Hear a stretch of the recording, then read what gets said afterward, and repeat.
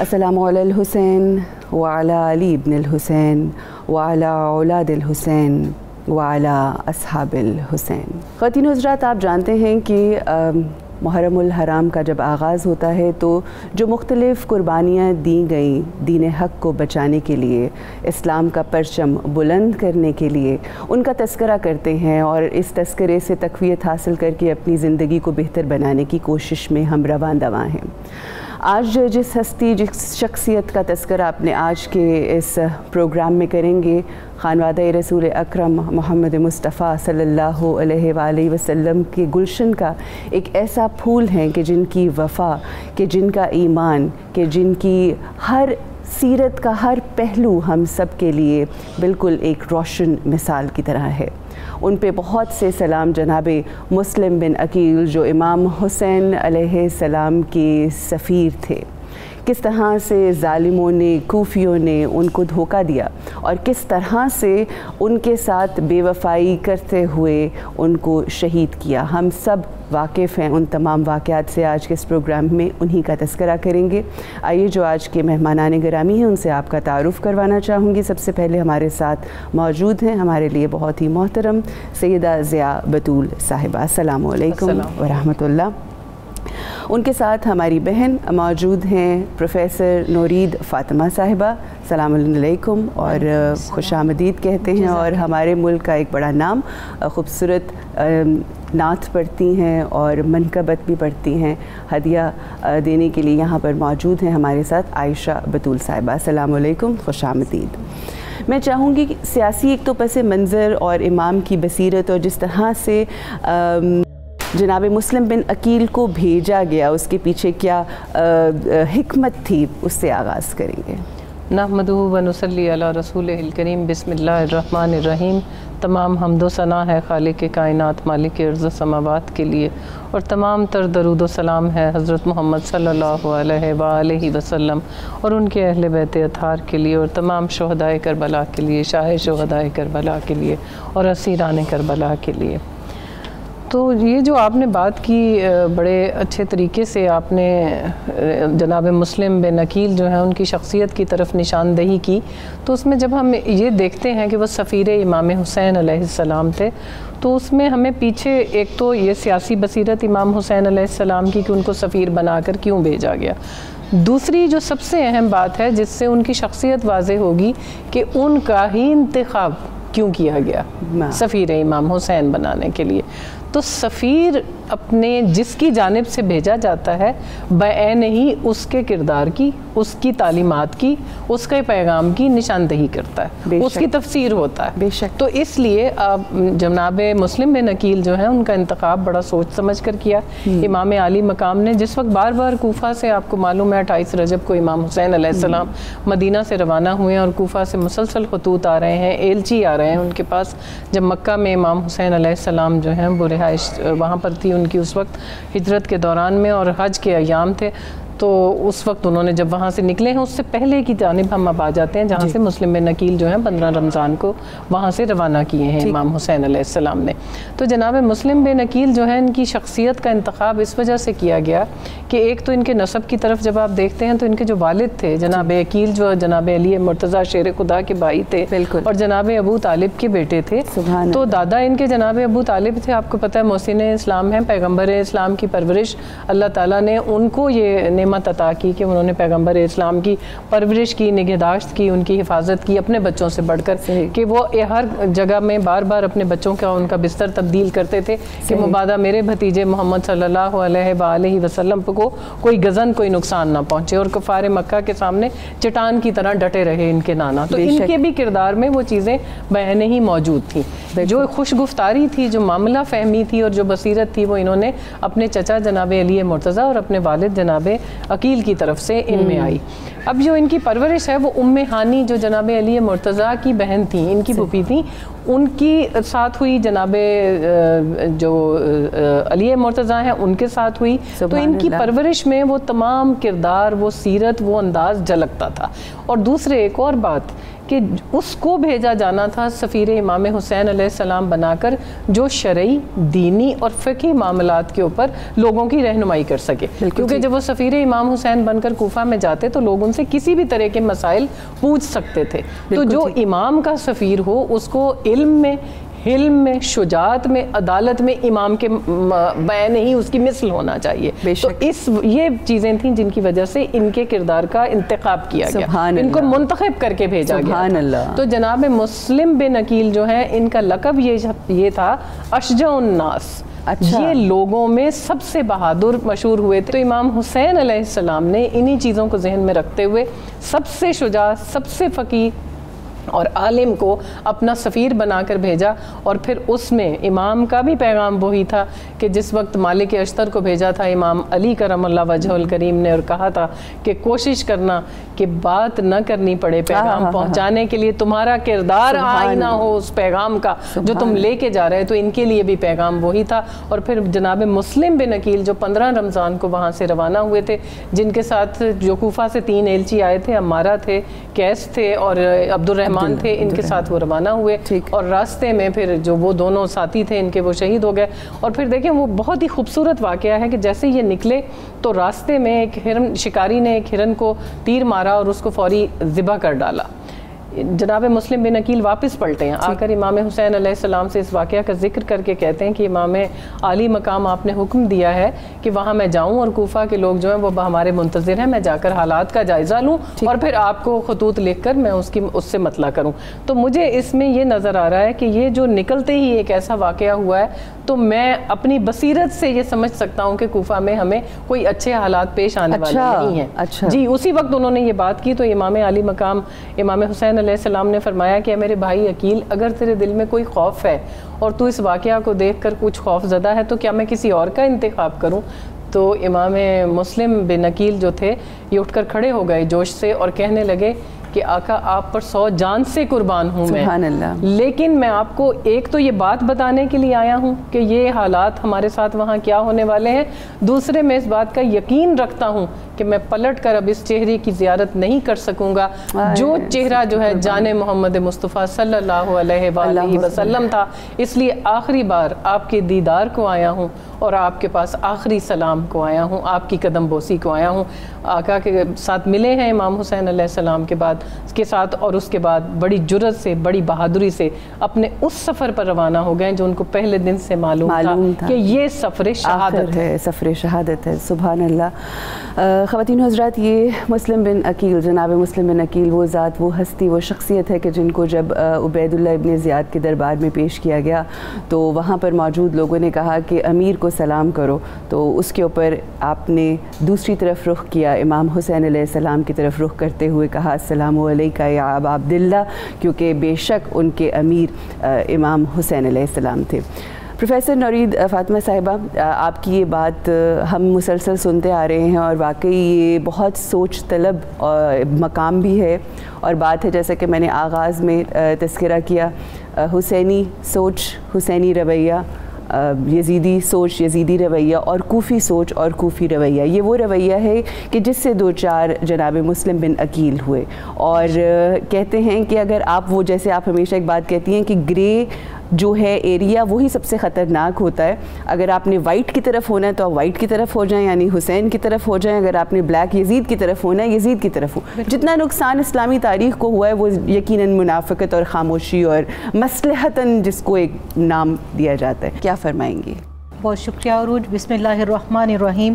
اللہم صلی علی سیدنا و مولانا محمد وعلی آلہ وصحبہ وبارک وسلم۔ کربلا ایک درسگاہ ہے، یہاں سے ہم جب رویے، یہاں سے جب ہم اسباق اٹھاتے ہیں تو وہ زندگی کے ہر شعبے کے لیے ہمارے لیے بالکل اسی طرح سے ہیں کہ جیسے آپ صلی اللہ علیہ وآلہ وسلم نے ارشاد فرمایا کہ میرا زمانہ بہترین زمانہ ہے، اور جو زمانہ بوت کا شکار ہوتا جائے گا یہ ابتری کی طرف جائے گا، اور میرے زمانے سے جڑا ہوا زمانہ یعنی تابعین کا، صحابہ کا، تابعین کا زمانہ. اب آپ دیکھیے رسول رحمت صلی اللہ علیہ وسلم کے لیے قرآن کریم میں اللہ پاک ارشاد فرماتا ہے لَقَدْ كَانَ لَكُمْ فِي رَسُولِ اللَّهِ أُسْوَةٌ حَسَنَةٌ. میں یہاں سے اس لیے اپنی بات کا آغاز کر رہی ہوں کیونکہ جب ہم کہتے ہیں نا کہ رول ماڈل، تو آپ صلی اللہ علیہ وسلم کی ذات ایک مدبر سیاست دان کے طور پر بھی، ایک جرنیل کے طور پر بھی، ایک سپہ سالار اعظم کے طور پر بھی اس پوری کائنات کی تمام بنی نو انسانیت کے لیے منبع رشد و ہدایت ہے. ہاؤ از اٹ پاسبل کہ اتنا بڑا سیاست دان جس کو کارلائل، جس کو مستشرقین، جس کو میکالے جیسے، اور جس کو تمام وہ لوگ کہ جو آپ کے کلمے کا تو اقرار نہیں کر سکے مگر آپ کی صفات سے ممکن نہیں ہو سکے، انہوں نے بھی مانا. پھر آگے مولا کائنات شیر خدا کرم اللہ وجہ الکریم جیسے وہ مولا کہ جن کو غدیر خم کے مقام پر بازو پکڑ کر زمانے کو دکھا دیا کہ جس کا میں مولا ہوں اس کے یہ علی مولا ہے، جن کی سیاسی بصیرت اور جن کا وہ مدبرانہ رویہ کہ اسی کوفہ کو جس کی آج ہم بات کر رہے ہیں آپ نے اپنا دارالحکومت بنایا، آپ نے اس کے اندر پھر وہ تمام اپنی جو حکومتی اسٹریٹجک پلاننگز ہیں وہ ایگزیکیوٹ کر کے دکھائیں، اور پھر اس کے بعد یہ کہا جائے کہ نعوذ باللہ یہ حادثاتی طور پر ہو گیا. تو یہ تمام چیزیں لنک کرتی ہیں ان واقعات کے ساتھ جو محرکات بھی تھے اور جو بعد کے نتائج بھی تھے. تو میں آج کے اس پروگرام کی وساطت سے یہ بات ضرور کہنا چاہوں گی کہ جو حکمران ہیں، جو سیاستدان ہیں، جو مشیر ہیں، جو سفیر ہیں، جو اس پولیٹیکل سینیریو کے ساتھ کسی بھی طرح ڈائریکٹلی یا انڈائریکٹلی لنک کرتے ہیں، آج کے پروگرام میں ان کو دیکھنا چاہیے کہ امام علی مقام علیہ السلام نے اپنی جو مدبرانہ صلاحیتیں تھیں ایک بطور کامل سیاست دان کے، کیونکہ میرے نبی علیہ الصلوۃ والسلام نے ارشاد فرمایا حسین مجھ سے ہے اور میں حسین سے ہوں. تو یہ کیسے ممکن ہے کہ جو میں حسین سے ہوں آپ کی صفات کا مظہر جو آپ کی ذات کو بنایا اس کے اندر وہ پلاننگ شامل نہ ہو، وہ اتمام حجت شامل نہ ہو جو بطور ایک سیاست دان کے آپ نے نہ کیا ہو. تو آپ نے جس طرح ضیاء بطول صاحبہ نے بہت خوبصورتی سے حضرت مسلم بن عقیل علیہ السلام کی صفات کا تذکرہ کیا، اس میں دیکھیے سب سے پہلے انسان داماد اس کو بناتا ہے جس کی صلاحیتوں کے اوپر بھروسہ ہو، جس کے اوپر مان ہو. حضرت علی ابن ابی طالب علیہ السلام نے آپ کو سیدہ رقیہ کا اگر شوہر اور اپنا داماد بنایا، اپنا بیٹا بنایا، تو ظاہری وجاہت کے ساتھ ساتھ وہ تمام باطنی صفات بھی موجود تھیں کہ امام علی مقام علیہ السلام کو آپ سے بہتر اور خوبصورت وجیح، مدبر اور ایک سمجھدار اور زیرک کوئی بھی سفیر جو ہے وہ نہیں ملا، اور آپ نے آپ کو منتخب فرمایا. اب اس کے بعد جب آپ کو بھیجا تو ٹرسٹ وردی، کیونکہ یہ وہ دور نہیں ہے کہ موبائل کا دور ہے یہاں سے ایک سیکنڈ میں رابطہ ہو گیا. وہ رابطے بے شک روحانی طور پر ہر لحظہ ہر لمحہ تھے، مگر وہاں پر حضرت مسلم بن عقیل علیہ السلام کو خود فیصلے کرنے تھے، خود دیکھنا تھا حالات کو. مگر کوفہ وہ جگہ ہے کہ جہاں پر میں ہمیشہ کہتی ہوں کرداروں کو کھولا جا رہا تھا، اس امت کو بتایا جا رہا تھا کہ ادھر اگر طواف کرنے والے ہر حاجی کو حاجی نہیں کہا جا سکتا، ہر احرام کے اندر اگر خنجر موجود ہے تو پھر یہاں پر بھی وہ لوگ موجود ہیں جو کوفی لایوفی، جو لکھ لکھ کر خط بلانے والے، جو وفود بھیج بھیج کر بلانے والے، جو 18,000 اور بعض روایات میں 30,000 آتا ہے، جو حضرت مسلم بن عقیل علیہ السلام کے ہاتھ پر بیعت بھی کرنے والے ہیں اور بعد میں اپنے ہی کال کو، اپنے ایگریمنٹس کو ڈس اون کرنے والے بھی ہیں. تو اس اعتبار سے بھی میں سمجھتی ہوں کہ حضرت مسلم بن عقیل علیہ السلام شارح تاریخ اسلام بھی ہیں. سبحان اللہ، بہت خوب، بہت خوبصورتی سے بیان فرمایا. اور بے شک ان تین کرداروں کا تذکرہ آج ہوگا. جناب مسلم بن عقیل کی شہادت کا پروگرام ہے، انشاءاللہ ان کے شہزادوں کا بھی گفتگو، ان کے حوالے سے بھی ہوگی گفتگو. مگر جہاں پر کوفے میں بہت سارے ایسے ظالم تھے اور فاجر لوگ بھی موجود تھے، یا جن کو ہم منافقین کہیں گے، جو اپنے وعدے کر کے پیچھے مکر گئے اور پیچھے ہٹ گئے اور دھوکہ دیا جناب مسلم بن عقیل کو، وہاں ساتھ کچھ بہت سے ایسے چہرے بھی تھے، کچھ ایسے باوفا لوگ بھی تھے. انشاءاللہ تھوڑا ان کا بھی تذکرہ کریں گے. سلام شہید کوفہ. خواتین و حضرات، آج تذکرہ ہے جناب مسلم بن عقیل کا اور ان باوفا ساتھیوں کا جو کوفے میں جنہوں نے ان کا ساتھ دیا اور جناب مسلم بن عقیل کے ساتھ ساتھ ان کو بھی شہید کر دیا گیا. سیدہ ضیاء بطول صاحبہ، بے شک کوفی کردار جو ہے وہ بہت ہی خطرناک خطرناک اور صفاکانہ کردار ہے, نو ڈاؤٹ اباؤٹ دیٹ. مگر وہ کہتے ہیں نا کہ جہاں گندگی ہوتی ہے ساتھ کچھ ایسے گل بھی کھلے ہوتے ہیں, ایسے پھول بھی ہیں, ایسے چہرے ہیں, ایسی شخصیات ہیں کہ جنہوں نے وہ باکمال کردار ادا کیا. ہانی بن عروہ ان میں سے ایک بہت ہی اہم کردار, کیا فرمائیں گی؟ جی, اس بات کی وضاحت میں ضرور کرنا چاہوں گی, آپ کی بات سے یہ منطبق ہے یہ بات کہ جو کوفہ ہے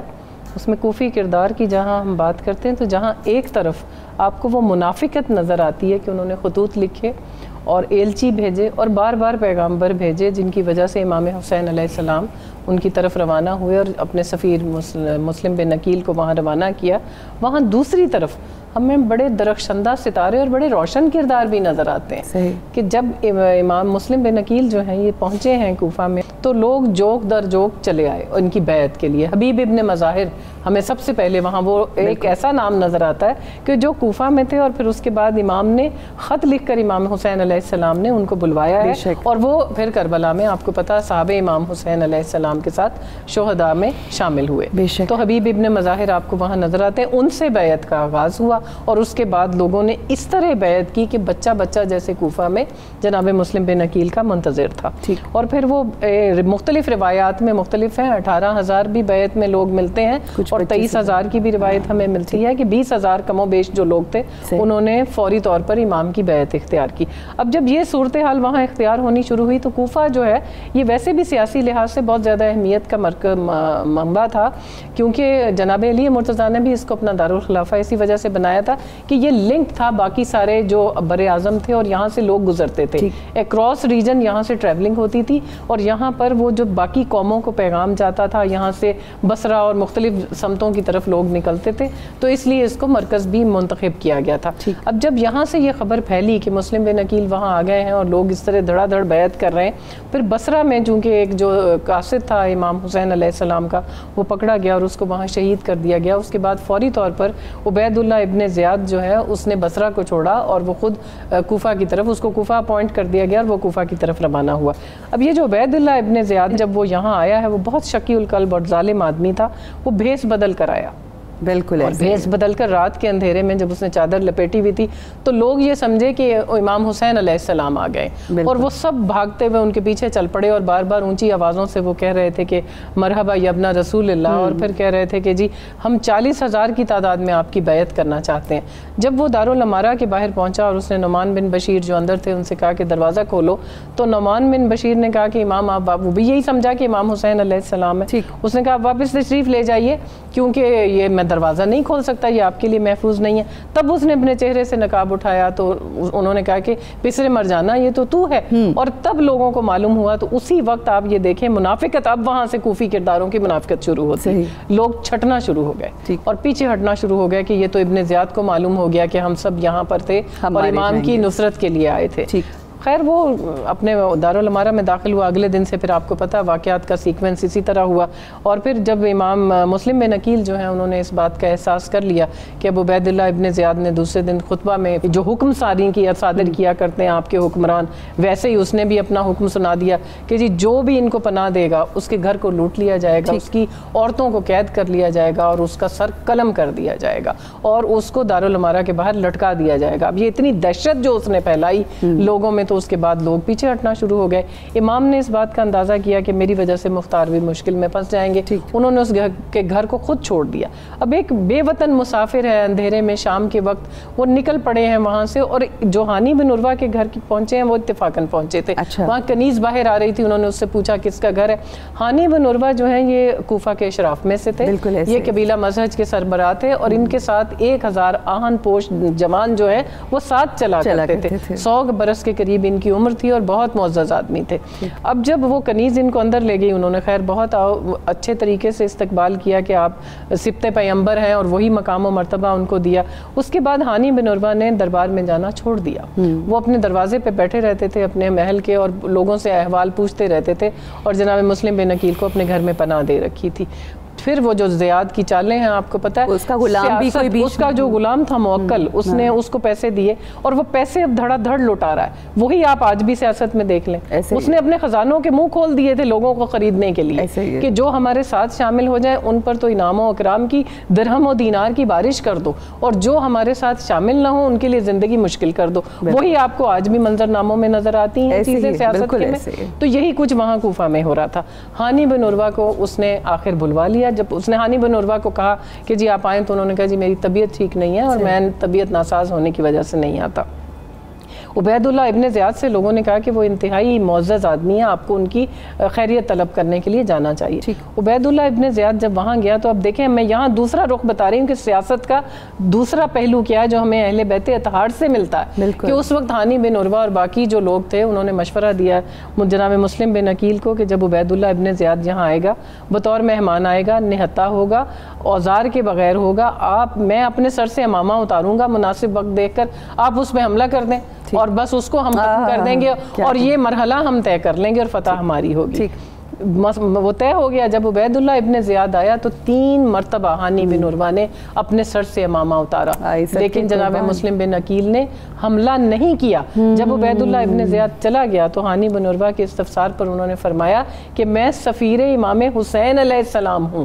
یعنی میں وہ اس کردار کا سفیر ہوں جو رسول خدا کی سیرت کا آئینہ ہے. مجھے زیب نہیں دیتا مہمان پر حملہ کروں، مجھے زیب نہیں دیتا نہتے پر حملہ کروں، مجھے زیب نہیں دیتا کہ میں چھپ کر حملہ کروں. یہ میری شجاعت کے، میری عدالت کے اور میری غیرت کے منافی ہے. اور دیکھیں اس کو اپنے ہاتھ سے جانے دیا. اور اس کے بعد آپ دیکھیں ہانی بن عروہ کی شہادت جو ہے وہ بہت ہی دردناک شہادت ہے کہ ہانی بن عروہ کو آخر جب موکل کے تھرو ان کو پتہ چل گیا. اچھا وہاں ایک اور بڑا روشن ستارہ آپ کو نظر آتا ہے کوفہ میں. پھر جو کرداروں کی ہم بات کریں، مسلم ابن اوسجہ، اسی کے ذریعے موکل جو ہے وہ جناب مسلم ابن اوسجہ کو دھوکہ دے کر اور وہ ہانی بن عروہ تک وہ پہنچا اور اس نے جب یہ بات بتا دی کہ وہ ہانی بن عروہ کے گھر ہے، ہانی بن عروہ کو بلا لیا گیا محل میں دھوکے سے. اور جب وہ آئے وہاں تو ان کے اوپر عبید اللہ ابن زیاد نے اس قدر تشدد کیا. پہلے تو جب تلوار نکالی تو انہوں نے بھی تلوار نکال لی، بہت شجاع تھے. انہوں نے 25 سپاہی اس محل میں عبید اللہ ابن زیاد کے واصل جہنم کیے. اور اس کے بعد جب وہ عبید اللہ ابن زیاد نے دیکھا کہ یہ تو کسی صورت قابو میں نہیں آ رہے، اس نے اپنے سپاہیوں سے کہا کہ اس کو پکڑ لو، اس کے ہاتھ پاؤں پکڑ لو اور اس کو بے دستوں پا کر کے اس نے پھر چھڑی سے اور ایک نوکدار لکڑی سے ان کے چہرے کو اس طرح زخمی کر دیا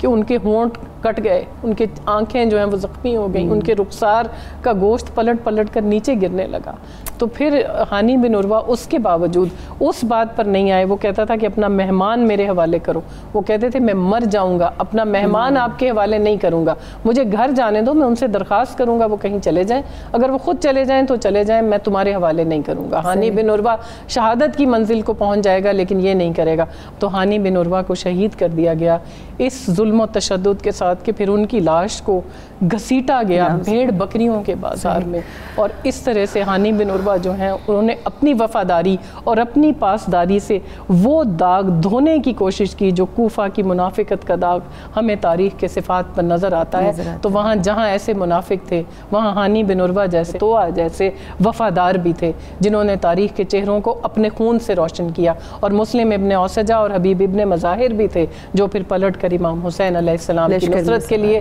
کربلا میں بھی گئے اور پھر جام شہادت نوش کر گئے، سبط پیمبر پر اپنی جان کو وار گئے. جی خواتین و حضرات، یہ دیکھیں یہ 2 مختلف چہرے جو ہمیں دکھائی دیتے ہیں یہ نشاندہی اس بات کی کرتے ہیں کہ آج ہم 1400 سال گزرنے کے بعد ہم نے کس پاتھ کو چوز کرنا ہے، ہم نے کون سی سائیڈ لینی ہے. کربلا کے میدان میں ہمیں نمازیں پڑھنے والے، ظاہری نمازیں پڑھنے والے ایک طرف نظر آ رہے ہیں اور ایک حوض کوثر کے تقسیم کرنے والے ہیں. تو ہم نے کس کا ساتھ دینا ہے؟ کیا ہم رسول اللہ کے قرابت داروں کے ساتھ کھڑے ہونے والوں میں سے ہیں یا یزیدی لشکر میں سے ہیں؟ میں اپنی بہن نورید فاطمہ صاحبہ یہاں پر جیسا کہ ہم نے کوفہ میں رہنے والے خوبصورت کردار کا تذکرہ کیا جناب ہانی بن عروہ، کس طرح سے انہوں نے جان ساری کی،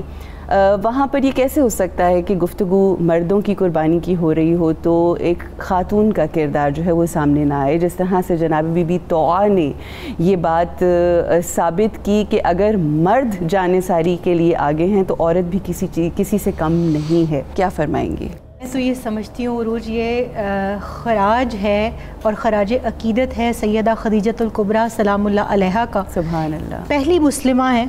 پہلی مسلمان عورت بھی اور مسلمہ اول بھی. بے شک. انہوں نے اپنی جانثاری کے ساتھ جو ٹرینڈ سیٹ کیا تھا, قیامت تک آنے والی ہر مسلمان عورت اگر مال خرچ کرے گی, اگر نصرت دین کرے گی, اگر اپنی اولاد کو دین کی راہ میں ہجرت کے لیے یا قربانیوں کے لیے تیار کرے گی, تو وہ صدقہ ہے سیدہ خدیجۃ الکبریٰ سلام اللہ علیہا کا. میرے نبی علیہ الصلوۃ والسلام نے 4 بہترین خواتین جن کو لکیریں لگا کر سیدنا عباس رضی اللہ تعالیٰ عنہ کو انڈیکیٹ کیا, ان میں ایک خاتون آسیہ سلام اللہ علیہا ہے. اب گھر ہے فرعون کا, اور اس گھر کے اندر رہ کر اگر وہ جو ہے رسول وقت اور جو ہے نبی وقت کی پرورش کر کے زمانے کو بتا رہی ہیں کہ حالات جتنے بھی مشکل ہوں,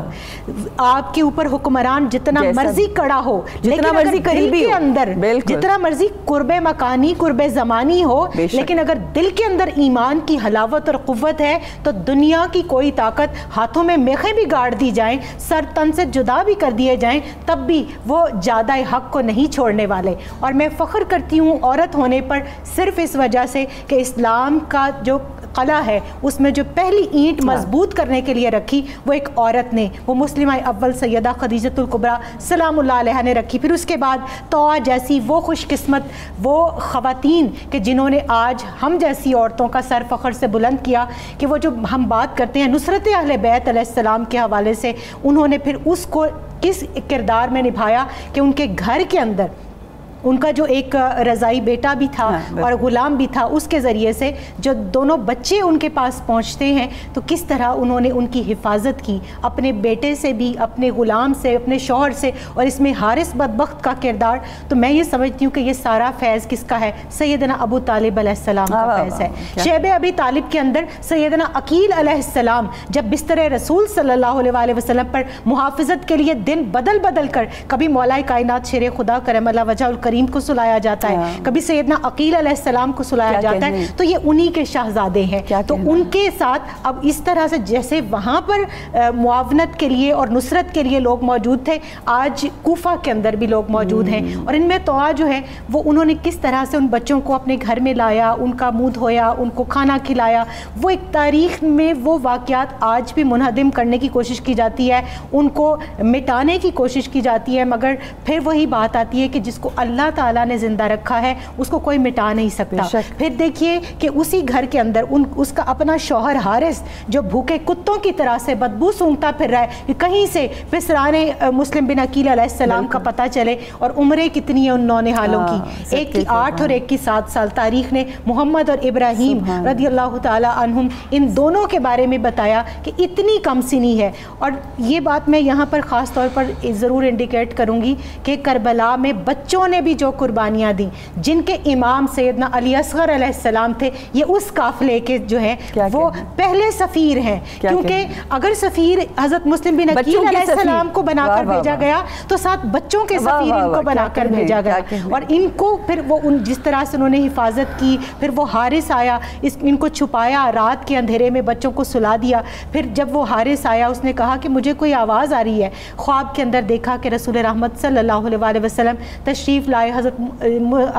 جو ہے مسلم بن عقیل علیہ السلام کو جب شہید کر دیا گیا, ان کو دیکھا کہ وہ بابا جان بیٹھے ہیں. انہوں نے کہا بیٹے آپ جلدی ہمارے پاس آنے والے ہیں. یہ دیکھنا تھا کہ چیخ نکلی اور سوتے میں جاگ گئے. اب ان کی چیخ نکلی ہے تو وہ حارث جو ہے وہ اس کو پتا چلا, وہ آیا اور جب ان کو دیکھا تو وہ نعوذ باللہ اس نے کس سختی کے ساتھ ان کے بالوں کو کھینچا اور ان کے ساتھ زد و کوب کیا, اور اپنی بیوی کو مارنے کے در پہ ہوا کہ میں تو ان کو جگہ جگہ تلاش کرتا پھر رہا تھا اور میرا گھوڑا اسی پیاس کی عالم میں جو ہے مجھے وہ مر گیا, اور آج جو ہے یہ بچے تم نے میرے ہی گھر میں چھپا رکھے ہیں. یہ حضرت موسیٰ علیہ السلام اور حضرت آسیہ کے اس واقعے کا خراج ہے آج یہاں پر. اور پھر اس کے بعد ان کا جو بیٹا جس کو دودھ پلایا ہوا تھا اس نے کس طرح سے حفاظت کی کوشش کی, پھر اپنے غلام کے ذریعے سے جس طرح وہ ان بچوں کو لے کر گیا حارث جو ہے, اور اس نے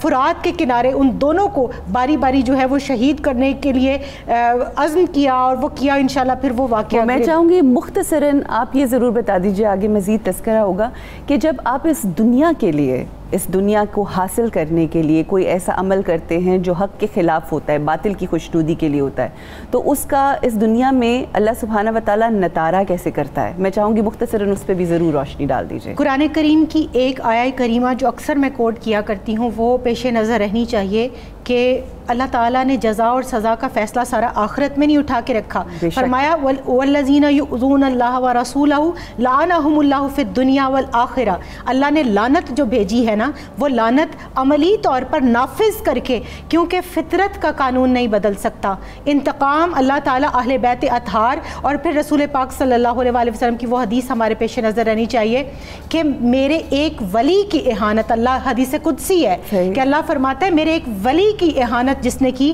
میرا اس کے خلاف اعلان جنگ ہے۔ تو یہ تو گلشن فاطمہ کے پھول ہیں، یہ تو اہل بیت اطہار کے نونہال ہیں، تو ان کے ساتھ جس نے جو کیا انشاءاللہ اگلے جو ہے وہ اس میں بتاؤں گی کہ کس طرح پھر تقدیر نے ان سے انتقام لیا اور بے شک آپ جو کرتے ہیں اس دنیا میں وہ بھرتے ہیں۔ خواتین و حضرات، شہید اس دار فانی میں ہمیشہ زندہ رہتے ہیں، زمین پر چاند تاروں کی طرح تابندہ رہتے ہیں۔ اپنی اس محفل میں، اس مجلس میں ہم تذکرہ کر رہے ہیں شہدائے کربلا کا، شہید کوفہ کا اور جناب مسلم بن عقیل کے ان شہزادوں کا۔ سلام سفیر امام حسین علیہ السلام، سلام شہید کوفہ۔ اے وفادار حسین ابن علی تم پر سلام، اے وفادار حسین ابن علی تم پر سلام، کربلا کی داستاں تجھ سے چلی تم پر سلام، خون سے تیرے ہوئی رنگین کوفہ کی زمین، زندہ کر دی تو نے رسم عاشقی تم پر سلام، تیری عظمت کی گواہی کا نشاں مرقد تیرا، دے ہمیں لطف و کرم کی روشنی تم پر سلام، کربلا کی داستاں تجھ سے چلی تم پر سلام، اے وفادار حسین ابن علی تم پر سلام۔ خواتین و حضرات، تذکرہ ہے، ذکر ہے جناب مسلم بن عقیل سفیر امام حسین علیہ السلام کی شہادت کا۔ سیدہ ضیاء بطول صاحبہ، کوفہ کی تاریخ میں وہ سیاہ دور کا آغاز ہوا جب جناب مسلم بن عقیل اور ان کے صاحبزادوں کو اس طرح در بدر ہونا پڑا اور ضمیر بکنے لگے۔ ابن زیاد نے جو اپنے خزانوں کے منہ کھولے تھے اور جو اس نے خوف و دہشت کی فضا پھیلائی تھی، اس کے نتیجے میں یہ ہوا کہ فجر کی نماز پہ امام کے پیچھے ان کی ابتدا میں نماز ادا کرنے والے وہ جو ہزاروں کی تعداد میں تھے، جو 23,000 یا 20,000 تھے، اس سے چند 100 میں رہ گئے۔ اور جب مغرب کی نماز کے بعد امام حسین امام مسلم بن عقیل جو ہیں انہوں نے دائیں بائیں دیکھا ہے تو کوئی بھی نہیں تھا، کوئی ان کے پیچھے نہیں تھا۔ ان کو اس سے حالات کا اندازہ ہو گیا رات کی تاریکی میں۔ اب یہ بے وطن مسافر جو ہے، یہ جو خاندان رسالت کا ایک روشن چراغ ہے، یہ اپنے وہاں جو بھی بے وطنی میں جہاں بھی پناہ لیتے ہیں وہاں پر ہی لوگ پیچھے آ جاتے ہیں۔ یہ گلی میں نکلے ہیں اور اسی وقت چونکہ عبید اللہ ابن زیاد جو ہے اس کو موکل کے ذریعے سے یہ معلوم ہو چکا ہے ہانی بن عروہ شہید کر دیے گئے ہیں، اور یہ اب اس ہانی بن عروہ کے گھر کو بھی چھوڑ کر نکل آئے ہیں۔ اب یہ صرف کوفہ کی گلیوں کے مسافر رہ گئے۔ وہ جو ایک تنگ گلی تھی جس میں جس وقت ان کے اوپر حملہ ہوا ہے، تو آپ یہ دیکھیں کہ ابن زیاد کی نظر میں بھی ان کی شجاعت، کیونکہ میں نے پہلے بھی بتایا کہ اشجع الناس تھے، ان لوگوں میں سب سے زیادہ بہادر کہلاتے تھے، تو اتنی ان کی دہشت تھی اس کے دل پر بھی کہ اس نے جو پہلا ہی لشکر ان کے لیے بھیجا وہ 500 کی تعداد میں بھیجا، اور ایک نہتے مسافر پر حملہ کرنے کے لیے جب یہ گئے ہیں۔ ان کی جنگ کا عالم یہ تھا چونکہ وہ تنگ گلی تھی، اب میدان میں جنگ کرنے کی اور بات ہوتی، ایک ایسے شجاع کو آپ گھیر کر گلی میں ایک 500 فوجی جو ہیں وہ آ کر گھوڑوں سے، سواروں سے اور تلواروں سے، نیزوں سے، بھالوں سے لیس ہو کر گھیر لے تو وہ ویسے ہی گھبرا جاتا ہے۔ لیکن سلام ہو اہل بیت اطہار کی شجاعت پر، ان کی نجابت پر کہ انہوں نے اس طرح کی جنگ کی ہے کہ اس میں روایات میں لکھا ہے کہ یہ پہلوانوں کو اٹھا کر چھتوں پر پھینک دیتے تھے اور پھر چھتوں سے نیچے پھینک دیتے تھے۔ اس طرح سے انہوں نے بے شمار لوگوں کو واصل جہنم کیا۔ اور اس کے بعد وہ جو اب جس کو بھیجا تھا، وہ جو جس کو اشعث کو بھیجا تھا، تو اس نے کہا، اس نے پیچھے پیغام بھجوایا عبید اللہ ابن زیاد کو کہ میرے لیے اور لشکر بھیج، خود تو محل میں بیٹھا ہے اور یہ علی کا شیر میرے گلے پڑ گیا ہے، یہ تو میرے قابو میں نہیں آ رہا، نہ میری فوج کے قابو میں آ رہا ہے، یہ دھڑا دھڑ ہم لوگوں کے گلے کاٹ رہا ہے اور سب کو مارتا چلا جا رہا ہے۔ اس نے 1000 کا لشکر اور بھیجا ہے وہاں سے، اور پھر انہوں نے جب پھر بھی اس کے بعد بھی جناب مسلم بن عقیل جو ہیں وہ اپنی تلوار سے ان کے سر تہ تہ کرتے جا رہے ہیں اور ان کو قتل کرتے چلے جا رہے ہیں، اور وہ تمام گلی جو تھی وہ خون سے بھرتی چلی جا رہی، امام کے اوپر بے شمار زخم آتے جا رہے ہیں خود بھی، اور امام آپ دیکھیں کہ جو جناب مسلم بن عقیل ہیں ان کی بھوک اور پیاس کا کیا عالم ہوگا، اور کیا اس وقت ان کی بے کسی کا عالم تھا کہ وہاں کوفہ اجنبی شہر ہے، کوئی جاننے والا نہیں ہے، کوئی محب پاس نہیں ہے، لوگوں کے ضمیر بدل چکے ہیں، اور لوگوں نے خون جناب سیدہ فاطمہ زہرا بیچ دیا ان دیناروں کے بدلے، اس درہم کے بدلے انہوں نے مودت اہل بیت اطہار کا سودا کر لیا، انہوں نے محبت اہل بیت اطہار کا سودا کر لیا، کیا گھاٹے کا سودا کیا اس بد نصیب قوم نے، اور انہوں نے جناب مسلم بن عقیل جو تھے ان کو اس گلی میں اس طرح سے پھر شہید کیا کہ وہ سب لوگ جو ہیں وہ امام جناب مسلم بن عقیل پر پل پڑے، اور انہوں نے نیزے، بھالے، تلوار، ہر چیز سے زخم لگائے۔ جناب مسلم بن عقیل جس وقت بالکل قریب المرگ ہو گئے تو ان کو سواری کے اوپر باندھ کر دارالامارہ لایا گیا عبید اللہ ابن زیاد کے پاس، لیکن آپ ان کی جرأت اور ان کی شجاعت کا عالم دیکھیں کہ جب وہاں آئے ہیں تو اس کے بعد اس نے لوگوں سے پھر بھی یہ کہہ رہا ہے کہ اس کو پکڑ کے رکھو، کیونکہ یہ خاندان ابو طالب سے ہے، بنی ہاشم کا جوان ہے، اگر یہ میرے گلے پڑ گیا تو مجھے چھڑانا مشکل ہو جائے گا، اس کو پکڑ کے رکھو۔ سب غلام اس کو پکڑے ہوئے ہیں اور وہ ان کے چہرے پر اس طرح سے تشدد کرتا ہے کہ پانی کا ایک پیالہ، جب امام نے پانی مانگا ہے کہ مجھے پانی کا گھونٹ پلا دو تو وہ پانی کے پیالے کو ان کے منہ کے پاس لایا گیا تو پانی پی نہیں سکے، ان کا ہونٹ جو تھا وہ کٹ کر پیالے میں آ گرا۔ تو اس لیے کہ سنت امام حسین علیہ السلام برقرار رہنی تھی، اگر امام حسین علیہ السلام پیاسے شہید ہوئے تھے تو کیسے ہو سکتا تھا کہ سفیر امام حسین علیہ السلام جو ہیں وہ پانی پی کر، وہ ساقی کوثر کے خانوادے سے تھے، اس لیے ان کے لیے بس اللہ تعالیٰ نے وہ جو جام کوثر رکھا ہے، وہ جو اجر رکھے ہیں، اللہ تعالیٰ نے انہی کے بدلے میں ان کو یہ ایسی شہادتیں نصیب فرمائیں کہ جن کا آج ہم بیان کرتے ہوئے ہمارا دل کٹ جاتا ہے کہ جناب مسلم بن عقیل اس کے باوجود ان کی ہمت کا یہ عالم ہے کہ جب جیسے آپ نے شروع میں کہا کہ اس نے کہا امیر کو سلام کر، تو انہوں نے امام حسین علیہ السلام کو سلام کیا، پھر اس کے بعد امام حسین علیہ السلام کے اس سفیر کے ساتھ جو کہ سیاست کے ایتھکس کے، حکومت کے ایتھکس کے بھی خلاف ہے، عرب میں بھی یہ رواج تھا کہ سفیر کو جان کی امان ہوتی تھی، سفیر کو کبھی مارا نہیں جاتا تھا، لیکن اس سفیر کے ساتھ کیا کیا گیا کہ جناب مسلم بن عقیل جو تھے وہ ایک بار پھوٹ پھوٹ کر رو پڑے، تو عبید اللہ ابن زیاد کہتا ہے کہ اب تو روتا ہے عورتوں کی طرح، انہوں نے کہا اپنے لیے نہیں روتا، میں تو روتا ہوں بنت رسول اللہ صلی اللہ علیہ وآلہ وسلم کے اس صاحبزادے امام حسین علیہ السلام پر، اپنے آقا پر جو اس راستے پر روانہ ہو چکے ہوں گے، میں ان کو خط لکھ چکا ہوں، وہ اب اس راستے پر روانہ ہو چکے ہوں گے، میں تو روتا ہوں ان کو کہ یہ جو کوفہ کے لوگ ہیں، جو یہ منافقت ہے، یہ میرے امام کو بھی شہادت کی طرف لے جائے گی، تو میں تو ان کے لیے روتا ہوں۔ اس کے بعد جناب مسلم بن عقیل نے جو حق کا کلمہ تھا وہ اس کے دربار میں بھی کہا، اور جب وہ نہیں اپنی اس حق گوئی سے باز آئے، انہوں نے بار بار عبید اللہ ابن زیاد اس وقت بھی، کیونکہ وہ یہ سمجھتا تھا کہ درہم و دینار سے ہر ایک کو خریدا جا سکتا ہے، لیکن اسے یہ نہیں معلوم تھا کہ درہم و دینار سے خون رسالت خریدا نہیں جا سکتا، خون نبوت خریدا نہیں جا سکتا۔ یہ جو جناب سیدہ فاطمہ زہرا اور جناب علی مرتضیٰ اور جناب ابو طالب کے خانوادے کے لوگ ہیں، یہ تو اپنے سر ہتھیلی پر لے کر نکلتے تھے، ان کو پہلے دن سے معلوم تھا کہ یہ سفر شہادت ہے۔ جب انہوں نے اس طرف نہیں آئے تو پھر اس کے بعد ان کو زندہ ہی آپ یہ دیکھیں دارالامارہ کی چھت پر لے جایا گیا اور وہاں سے ان کو نیچے گرا دیا گیا۔ نیچے گرانے کے بعد ابھی بھی ان میں کچھ سانسیں باقی تھیں، تو پھر ان کو یہ حکم دیا گیا، اس نے اپنے غلاموں سے کہا کہ ان کا گلا کاٹ لو۔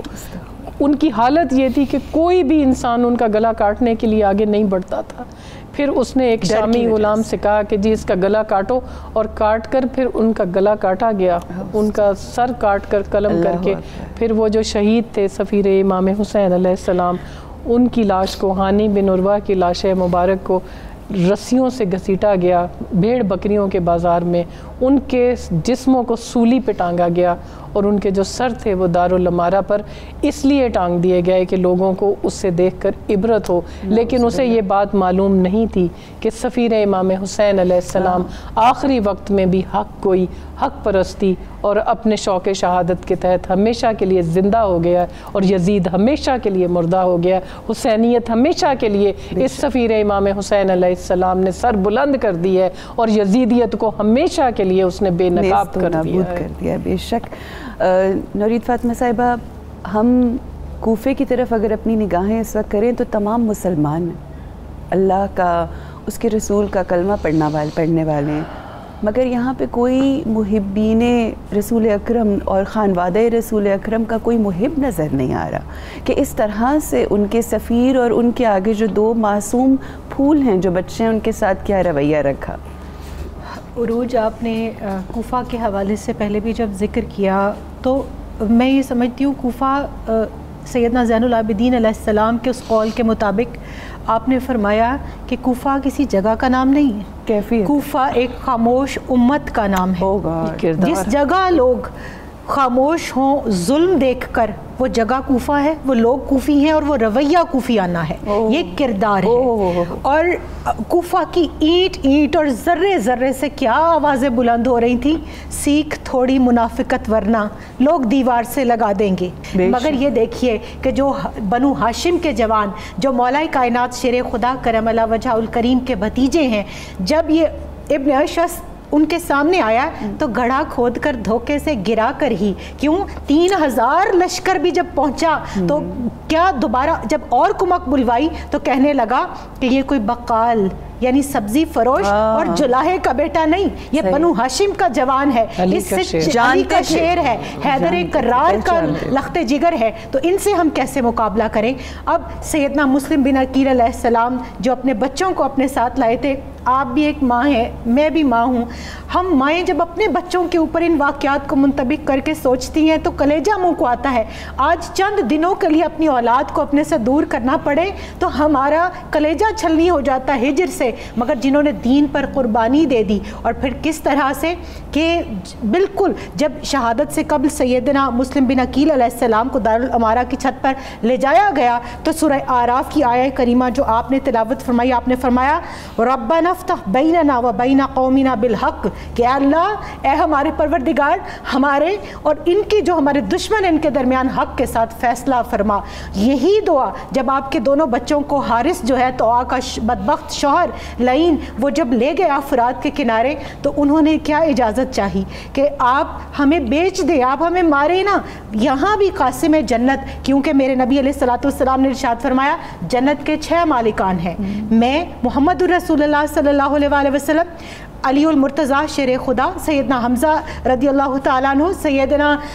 جعفر طیار رضی اللہ تعالیٰ عنہ اور حضرت حسنین کریمین علیہ السلام، تو یہ ان کے شہزادے ہیں۔ فرمایا یہ قاسمین جنت ان کے لال کہہ رہے ہیں کہ ہمیں بیچ کر پیسے کما لو، لالچ تمہاری انٹینشن ہے نا، مال کمانا ہے نا، تم ہمیں جان سے نہ مارو، تم دوزخی نہ بنو، تم اتنا کر لو کہ ہمیں جا کر ابن زیاد سے اپنی رقم وصول کرو اور بیچ دو۔ وہ بدبخت نہیں مانا، اس نے جب پہلے چھوٹے کو شہید کرنا چاہا تو بھائیوں کی قربانی دیکھیے، چھوٹا کہتے پہلے مجھے اور بڑا کہتے پہلے مجھے، پھر اس کے بعد جب اس نے ایک کو شہید کیا، سر تن سے جدا کیا، پھر دوسرے کو کیا، پھر ان دونوں کے مبارک سروں کو جب اس نے فرات میں پھینکا اور دوبارہ جسموں کو بھی پھینکا تو قدرت کی طرف سے دیکھیے اب فرات اللہ کی مخلوق ہے، بے زبان ہے، تقدیر کا فیصلہ اس کے اوپر نافذ کربلا کے میدان میں بعد میں ہونا ہے، مگر اہل بیت اطہار کی مودت کو اس نے بھی پہچانا اور اس نے جب ان کو شہید کر کے اس میں پھینکا تو وہاں ان کی کرامت کیا رونما ہوئی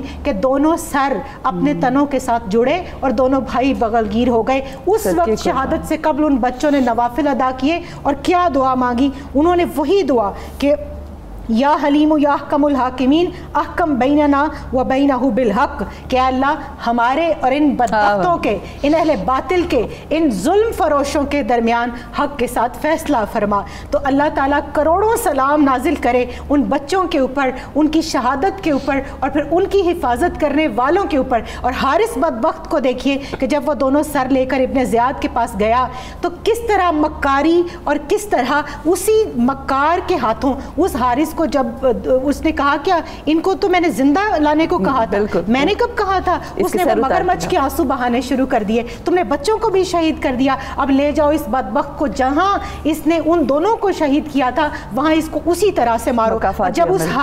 حارث بدبخت کو لایا گیا تو وہاں ایک زخمی عورت جو اس کی بیوی تھی وہ پڑی تھی، اس کا جو بیٹا جس کو یہ مار کے شہید کر کے گیا تھا وہ پڑا تھا، اور جب اس کے سر کو تن سے جدا کیا گیا اور اسی طرح فرات میں ڈالا گیا تو فرات نے اس بدبخت کے سر کو باہر اچھال دیا گیا. جب اس کے جسم کو ڈالا اس کو بھی باہر اچھال دیا. پھر اس کو گڑھا کھود کر زمین میں دفنانے کی کوشش کی, زمین نے اگل دیا. پھر اس کو آگ لگائی گئی. تو بدبخت لعین جو نبی علیہ الصلوۃ والسلام کی آل کے دشمن ہیں, جنہوں نے ان سے دشمنی مول لی, ان کے لیے یہ تقدیر کا انجام سمجھنے کے لیے کافی ہے. کیونکہ میرے نبی علیہ الصلوۃ والسلام نے ارشاد فرمایا کہ مجھ سے محبت اللہ کی محبت کی وجہ سے کرو, میری اولاد سے محبت میری وجہ سے کرو. اور تمہارا ایمان تب تک مکمل نہیں ہو سکتا جب تک کہ میں محمد صلی اللہ علیہ وسلم تمہیں تمہاری جان, مال, اولاد, ہر انسان, ہر چیز سے زیادہ محبوب نہ ہو جاؤں, اور میری اولاد تمہیں اپنی اولاد سے زیادہ محبوب نہ ہو جائے. تو اولاد رسول صلی اللہ علیہ وسلم کی قربانیوں پر لاکھوں کروڑوں درود و سلام ان شہداء کی شہادت پر کہ جن کے خون سے آج تاریخ اسلام کا یہ روشن باب ہمارے سامنے ہے. جزاک اللہ. اور حضرت مسلم کے شہزادوں کی عظمت کو سلام, حضرت مسلم کے شہزادوں کی عظمت کو سلام, ہاشمی گلشن کے ان پھولوں کی نکھت کو سلام, اور مشکلوں نے جن کو تھا چاروں طرف سے آ لیا, جو تھے صحرا میں ہوئے گم ان کی غربت کو سلام. میں گزارش کروں گی عائشہ بطول صاحبہ سے کہ خانوادہ رسول اکرم کی خدمت میں منقبت پیش کریں.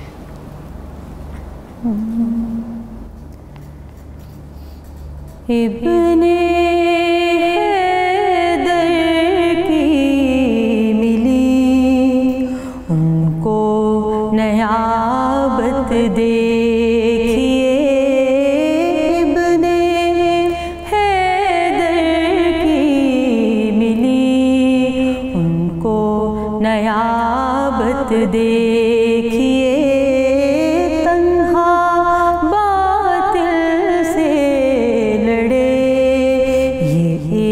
استقامت دیکھیے, تنہا باطل سے لڑے, یہ استقامت دیکھیے. بے وفائی کوفیوں کی دیکھ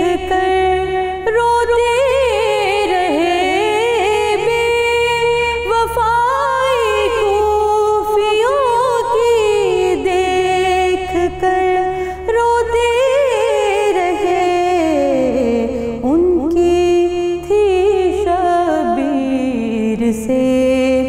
کیسی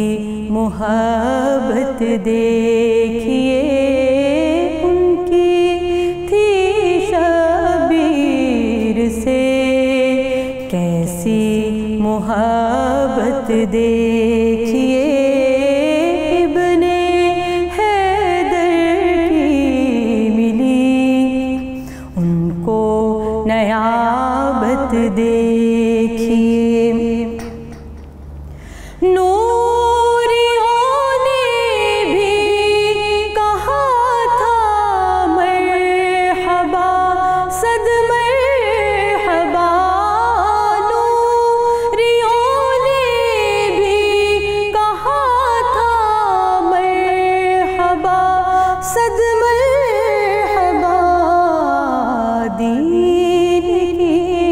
فرمائی جو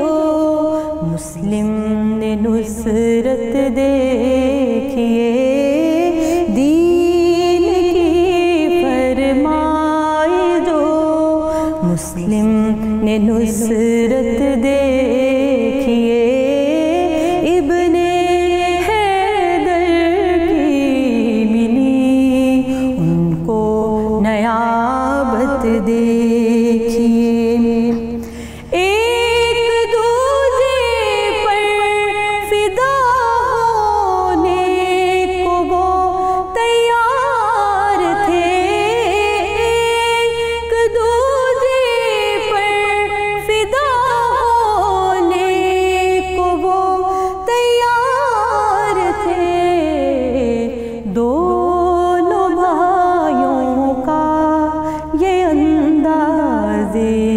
محبت دیکھیے, دونوں بھائیوں کا یہ انداز محبت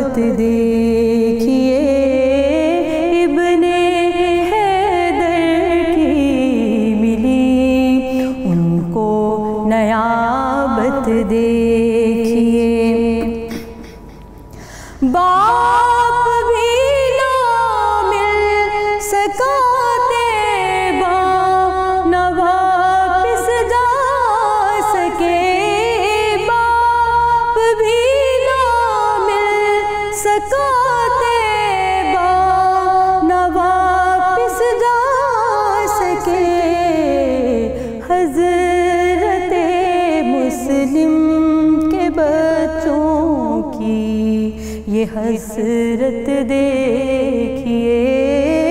حضرت مسلم کے بچوں کی، یہ حسرت دیکھیے ساجد کے جذبہ و شوق شہادت کو سلام، ساجد کے جذبہ و شوق شہادت کو سلام،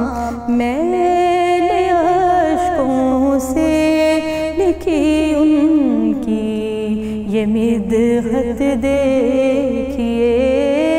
میں نے اشکوں سے لکھی ان کی یہ مدحت دیکھیے، ابن حیدر کی ملی ان کو نیابت دیکھیے، تنہا باطل سے لڑے یہ استقامت دیکھیے۔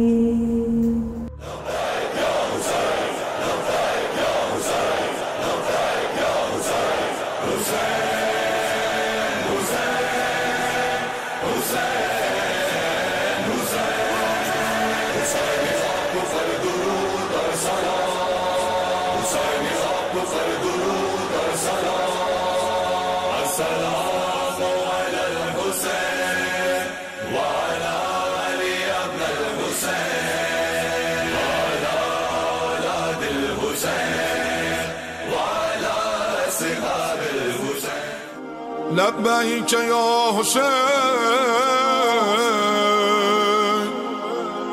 لبیک یا حسین،